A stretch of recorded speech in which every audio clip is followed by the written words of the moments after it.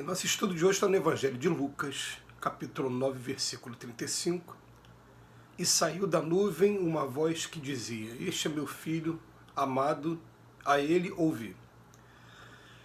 Emmanuel vem comentar na lição 32 do livro Caminho, Verdade e Vida, Nuvens. O homem quase sempre tem a mente absorvida na contemplação das nuvens que lhe surgem no horizonte. São nuvens de contrariedades, de projetos frustrados, de esperanças desfeitas. Por vezes desespera-se, envenenando as fontes da própria vida. Desejaria invariavelmente um céu azul à distância, um sol brilhante no dia e luminosas estrelas que lhe embelezassem a noite. No entanto, aparece a nuvem e a perplexidade o toma de súbito. Conta-nos o Evangelho a formosa história de uma nuvem. Encontrava seus discípulos deslumbrados com a visão de Jesus transfigurado, tendo junto de si Moisés e Elias, aureolados de intensa luz. Eis, porém, que uma grande sombra comparece, não mais distinguem o maravilhoso quadro. Todavia, do manto de névoa espessa, clama a voz poderosa da revelação divina: Esse é o meu amado filho, a ele ouvi. Manifestava-se a palavra do céu na sombra temporária. A existência terrestre, efetivamente, impõe angústias inquietantes e aflições amargosas. É conveniente, contudo, que as criaturas guardem serenidade e confiança nos momentos difíceis. As penas e os dissabores da luta planetária contêm esclarecimentos profundos, lições ocultas, apelos grandiosos. A voz sábia e amorosa de Deus fala sempre através deles.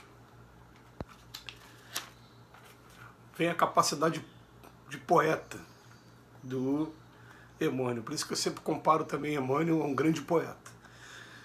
Ele consegue criar imagens mentais para a gente e consegue fazer interpretações também que a gente, muitas das vezes, a gente, por ser objetivo demais, pela correria da vida, a gente acaba não percebendo os detalhes. Ele pega uma passagem do Evangelho de Lucas que fala da transfiguração.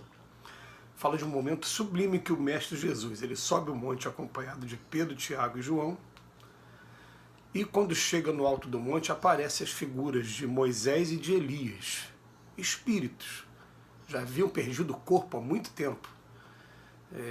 Moisés muito mais tempo que Elias. Elias, um grande profeta do Velho Testamento.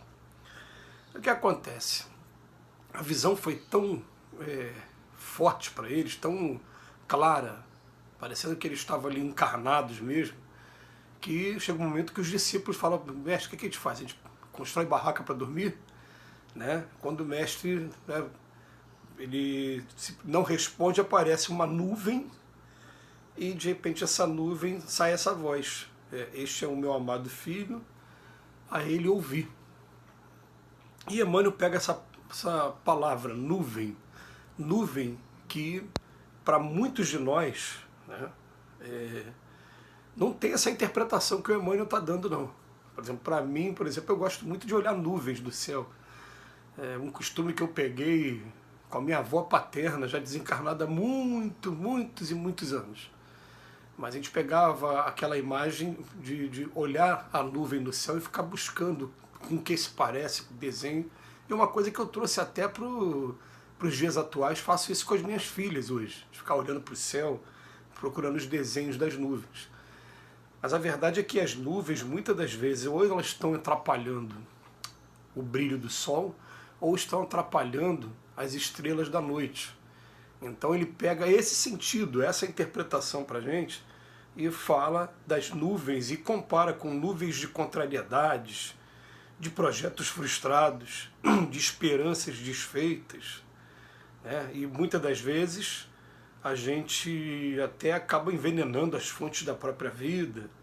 Ele vem falando aqui para a gente, né, sobre um outro sentido da palavra lua. Uma grande sombra que comparece. Não mais distingue o maravilhoso quadro, mas do manto de névoa dessa nuvem aparece: Este é o meu amado filho, a ele ouvi. O que ele está querendo dizer para a gente? Que na grande maioria das vezes, essas nuvens de contrariedades, na verdade, elas significam um aprendizado. fala na grande maioria das vezes, que tem algumas vezes que o próprio homem busca criar nuvens onde não existiriam nuvens. Mas a grande maioria das vezes, essas nuvens, quando aparecem, elas aparecem para testar a gente, saber realmente como é que é a nossa capacidade, o que, que a gente pode fazer, o que, que a gente não deve fazer. E ele vem falar para a gente aqui que é conveniente que as criaturas guardem sempre serenidade e confiança nos momentos difíceis. Sem serenidade e sem confiança, a gente vai ficar no desespero, a gente vai estar acabando com a nossa vida, e esses momentos vão chegar, vai ser momentos de doença, vai ser momentos aí de pandemia, vai ser momentos de crise financeira, vai ser momentos em que vão estar testando a nossa inteligência, porque a gente tem que colocar uma coisa na cabeça, a gente busca muito uma estabilidade, e essa estabilidade para a gente se chama zona de conforto. Você vê que o sonho de muita gente é fazer o concurso público para ter estabilidade. Enquanto existe estabilidade no concurso público, já tem muito tempo que estão querendo acabar com isso e estão acabando, estão mitigando cada vez mais, né?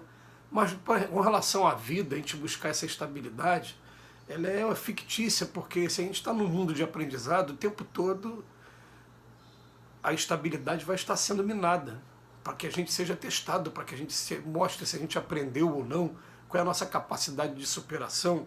Então é uma estabilidade que, com relação à vida, ela não vai definitivamente existir por conta dos reveses que acontecem o tempo todo, e que a primeira professora dos reveses é a própria natureza, com a mudança contínua que ela proporciona para a gente. Então a gente tem que começar a pensar o seguinte: serenidade e confiança deve estar presente sempre nos momentos difíceis. A tempestade tem que ser lá fora. Então, a gente, em primeiro lugar, a gente mantém a serenidade dentro da gente. Em segundo lugar, a gente vai aprender a lidar com um montão de pessoas ao nosso redor que não sabem manter a serenidade, não sabem manter a confiança nesses momentos.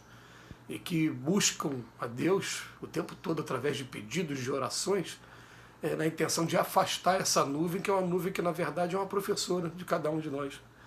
Então ele bota aqui pra gente, ó: as penas e os dissabores da luta planetária contêm esclarecimentos profundos, lições ocultas, apelos grandiosos.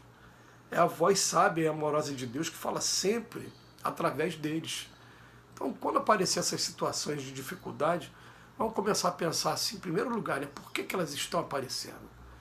O que elas estão querendo testar na gente, né? O que eu tenho para aprender com essa nuvem de contrariedade que está aparecendo agora? E fatalmente eu vou ter sempre alguma coisa para aprender com essa nuvem.